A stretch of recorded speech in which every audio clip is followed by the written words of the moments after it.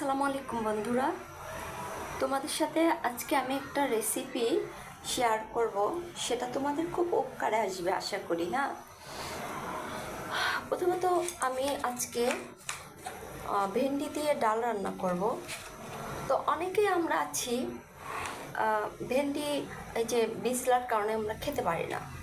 তো আপনারা কি করবেন, রান্নার আগে ভেন্ডিটাকে খুব সুন্দর করে ধুয়ে একটু লেবু চিপে দিবেন, একটু লেবু চিপে মেখে রেখে দিবেন, 2-3 মিনিট রেখে দিলেই হবে। এভাবে মেখে রেখে দিলে আপনার এই যে বিছলা ভাবটা এটা চলে যাবে। আমি এটা রেখে দিলাম। আর চিংড়ি মাছ দিয়ে আমি চাল কুমড়া রান্না করব। এই চিংড়ি মাছ দিয়ে আমি চাল কুমড়া রান্না করব।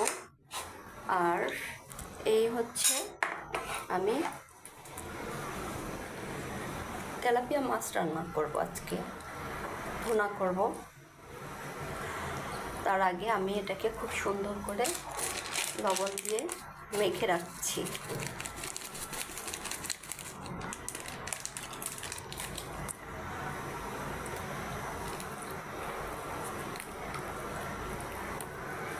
আপনারা চাইলেও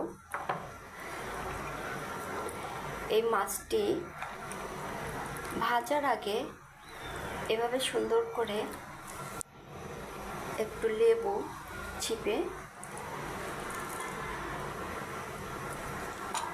দিতে পারেন, কারণ মাছের এটা একটা যে আশটা গন্ধ হয় মাছ রান্না করার পরে, এই গন্ধটা থাকবে না।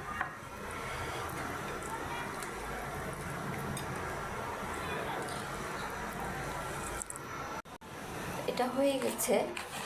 এখন আমি এটাকে পানি দিয়ে ভালো করে ধুয়ে ফেলবো। তুমি দেখতে পাচ্ছ এটাতে আর বিজলা ভাবটা নেই, খুব সুন্দরভাবে এটা। এখন আমি এটাকে ডালের ভিতরে দিয়ে দিচ্ছি।